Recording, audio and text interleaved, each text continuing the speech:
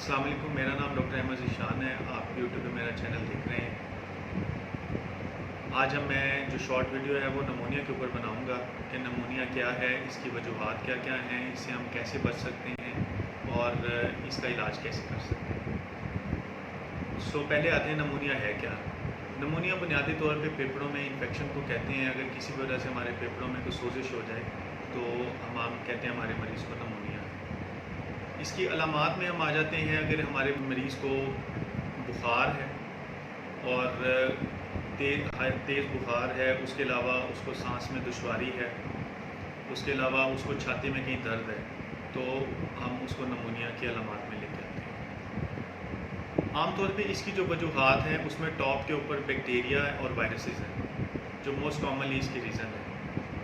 तो बैक्टीरिया और वायरसेस हमारे गिर्द हवा में मौजूद हैं। इनका बचाव भी किया जा सकता है, इनका इलाज भी मुमकिन है। बचाव हम ऐसे कर सकते हैं कि हम अपनी जो बॉडी हाइजीन है उसको प्रॉपर्ली मेंटेन करें। हम वॉशरूम जाएं, अपने हाथ अच्छी तरह से धोएं। उसके अलावा अपनी ओवरऑल बॉडी की सफाई का ख्याल करें। मास्क को आम रूटीन में जब भी हम किसी वेल पॉपुलेटेड एरिया में जाएं तो वहाँ पे हम मास्क का इस्तेमाल लाजमी करें। मास्क जो सिंपल आपको मिलते हैं उसके पहनने से 95% बैक्टीरिया से हम बच सकते हैं। उसके अलावा नमूनिया वायरसेस से भी होता है। जैसा आपको पता ही है कि 2 साल पहले से जो आउटब्रेक हुआ था कोविड का, तो पूरी दुनिया में उसकी वजह से कितनी हलाकतें हुई। उसी तरह से और भी वायरसेस हैं, इन्फ्लुएंजा वायरसेस हैं जो हवा में एग्जिस्ट करते हैं, लेकिन जब फेफड़ों में जाके ये सोजिश कर दें, इन्फेक्शन कर दें, तब हम कहते हैं कि पेशेंट को नमूनिया हो गया है।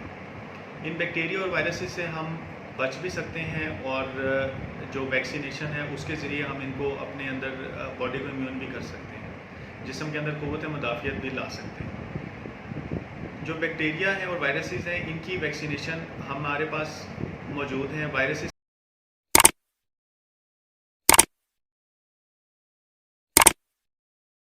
के अगेंस्ट जो वैक्सीनेशन है वो हमें हर साल लगवानी पड़ती है, और उसी तरह बैक्टीरिया की भी हैं जो हमें 5 साल बाद भी लगवानी पड़ती हैं।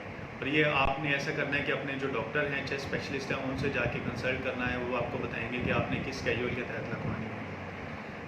हमारे वो लोग जो क़ुव्वत मुदाफ़ियत जिनकी बहुत वीक है, जैसा कि बच्चे, बूढ़े, वो लोग जो लॉन्ग टर्म किसी बीमारी जैसा कि आर्थराइटिस, गैंठिया की बीमारी है या कुछ और बीमारियां हैं जिनमें स्टेरॉइड लॉन्ग टर्म ले रहे हैं, उनके अंदर क़ुव्वत मुदाफ़ियत की बहुत कमी हो जाती है, तो उन लोगों को ज़रूरत पड़ती है। वो लोग जिनको शुगर है, ब्लड प्रेशर है, उसके अलावा वो लोग जिन्होंने किसी न किसी अपने जिस्म में अज़ा की पेवंदकारी करवाई है, वो लोग, उनका क़ुव्वत मुदाफ़ियत बहुत वीक होता है। और ख़ासकर वो लोग हमारे माशरे में जिन लोगों को HIV एड्स है, वो उनका भी क़ुव्वत मुदाफ़ियत बहुत कम होता है, या आप समझ लें बहुत वीकर होता है। तो वो उन लोगों में जो नमूनिया होने के चांसेस हैं वो बहुत ज़्यादा हो जाते हैं। या वो लोग जो ड्रिंक करते हैं, जैसा कि अल्कोहल वगैरह है, शराब नोशी करना है, ये सारे वो लोग हैं आम तौर पे जिनमें नमूनिया होने के चांसेस काफ़ी ज़्यादा हैं। ऐसा नहीं है कि नमूनिया का इलाज नहीं, नमूनिया का इलाज भी है और बचाव भी है। बचाव काफ़ी हद तक मैंने कवर कर लिया है, इलाज भी इसका बहुत अच्छा अवेलेबल है। अगर आप स्टार्ट में ही डॉक्टर को रिपोर्ट कर देते हैं तो उसका शुरू में ही तशख़ीस होने के बाद हम उसका ट्रीटमेंट स्टार्ट कर देते हैं, जिसमें कि टैबलेट्स वगैरह हैं, जिसमें काफ़ी अच्छे एंटीबायोटिक्स और एंटीवायरल्स हमारे पास अवेलेबल हैं। तो कोशिश ये करें कि अपना डाइट अच्छी रखें, प्रोटीन डाइट को ज़्यादा से ज़्यादा करें और एक्सरसाइज करें, अपना वेट कम से कम करें और प्रॉपरली टाइम के साथ वैक्सीनेशन करवाएं, तो हम नमूनिया जैसी मुहलिक बीमारी से बच सकते हैं। अगर हम ये एहतियाती तदाबीर नहीं अपनाएंगे तो बाज़ औक़ात ये होता है कि इसमें फेफड़ों के अंदर इतना ज़्यादा इन्फेक्शन हो जाता है कि वो ऑक्सीजन की कमी का बायस बनता है और वो ओवरऑल समटाइम्स हमारा जानलेवा भी साबित हो सकता है।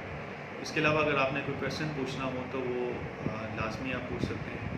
तो ये वो सारे अवामिल थे जिनके अंदर नमूनिया को मैंने शॉर्ट सी वीडियो में कोशिश की कवर करने की। बहुत शुक्रिया।